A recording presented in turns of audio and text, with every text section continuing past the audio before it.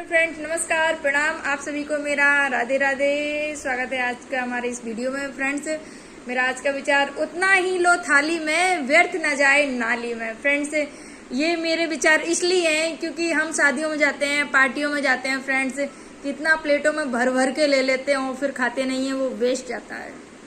उस चीज को है कि फ्रेंड्स, उतना ही लो थाली में, व्यर्थ न जाए नाली में। क्यों हमें बर्बाद करना अन्न को? और शादियों पार्टियों में भी और घर में भी फ्रेंड्स, अपने बच्चों को भी सिखाइए, जो थाली है ना, उसमें एक भी अन्न का टुकड़ा नहीं बचना चाहिए। क्यों व्यर्थ जाना चाहिए अन्न, जिसके लिए हम पूरा दिन भर काम में लगे रहते हैं, जो अन्न पाने के लिए, रोटी के लिए, और वही हम अन्न का टुकड़ा व्यर्थ नाली में फेंक देते हैं, व्यर्थ चला जाता है। फ्रेंड्स, तो इन सब चीजों पर थोड़ा ध्यान दीजिए। अपने बच्चों को पूरी थाली, जो भी है उसमें अन्न बचा है, खाना, पूरा खाना फिनिश करने के लिए बोलिए, पूरा खत्म करें खाना, जो भी खाना है अपने बच्चों को सिखाइए। और हम बड़ों को भी मतलब यही सीख लेनी चाहिए कि हम कहीं भी शादी पार्टियों में जाते हैं तो जितना भी हमें खाना उतना ही ले। कहीं बफर सिस्टम चल रहा है, ठीक है, तो उसमें हम थालियां भर लेते हैं पहले से, फिर बैठ जाते हैं। पहली बात तो पार्टियों में देख के ही खाने को मन भर जाता है कि मतलब क्या खाएं क्या ना खाएं, फिर ज्यादा कुछ रख लेते हैं, फिर वो खाया नहीं खाया वेस्ट जाता है, फेंका जाता है। फ्रेंड्स, तो उन सब चीज़ों के लिए थोड़ा हमें इन सब चीज़ों पे ध्यान देना चाहिए। और दूसरा ये भी है कि ऐसा नहीं मन में सोचना चाहिए कि मतलब कोई देख रहा है कि क्या कर रही हैं, क्या नहीं कर रही हैं, कैसे खा रही हैं। नहीं, बिल्कुल ही खाने के मामले में मुझे लगता है बिल्कुल भी शर्म नहीं करना चाहिए। आपको जो भी खाना है, जितना भी खाना है, खाइए। ये कोई अच्छी बात नहीं होती हमने पूरी थाली भर ली है, फिर 2-3 बस थोड़ा बहुत टेस्ट किया और फेंक दिया। नहीं, पूरी थाली को खत्म करिए। और शादियों में जाइए तो थोड़ा ही लीजिए, जितना खाना उतना ही लीजिए, वेस्ट ना जाए फालतू में।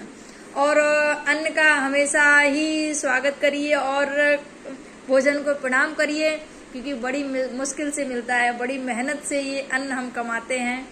इसके लिए तो पूरा दिन काम करते हैं, तब जाके इसकी प्राप्ति होती है। तो प्लीज अन्न का हमेशा सत्कार कीजिए।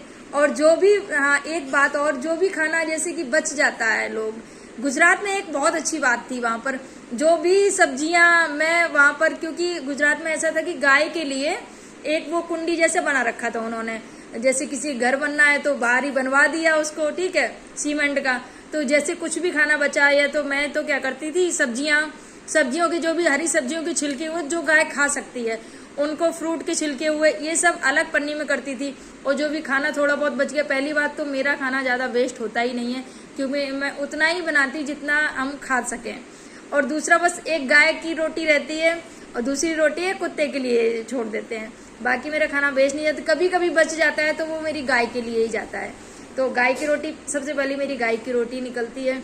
और जो भी रहता था, सब्जियां हैं, सब्जियों के छिलके, वो सब गाय के लिए जाते हैं। यहाँ पर फ्रेंड्स ऐसा नहीं है। यहाँ गुड़गांव में मतलब फ्लैट सिस्टम है, यहाँ पर तो अंदर तो गाय आ नहीं सकती है। तो गाय की रोटी तो निकाल देती हूँ और वो इकट्ठा कर करके फिर 7-8 दिन में जाके गौशाला में दे के आ जाते हैं। पर जो गाय के जो सब्जी के छिलके वगैरह होते हैं, वो सब मुझे डस्टबिन में ही फेंकने पड़ते हैं। और कोशिश मेरी यही रहती है कि कुछ भी मतलब ज़्यादा खाना ना बचे जिससे हमें कचरे में फेंकना पड़े। 1-2 बार बचा तो मैं जाके बाहर जो रोड के किनारे घास के ऊपर डाल के आ गई, क्योंकि मेरी अंदर से बिल्कुल कभी इच्छा ही नहीं होती है कि मैं अन्न को डस्टबिन में डालूं, मन ही नहीं मानता है। फ्रेंड्स, तो आप भी अन्न का सत्कार कीजिए। फ्रेंड्स, अगर मेरी बात अच्छी लगी हो आपको तो हमारे वीडियो को लाइक, शेयर और सब्सक्राइब कर देना। फ्रेंड्स, राधे राधे।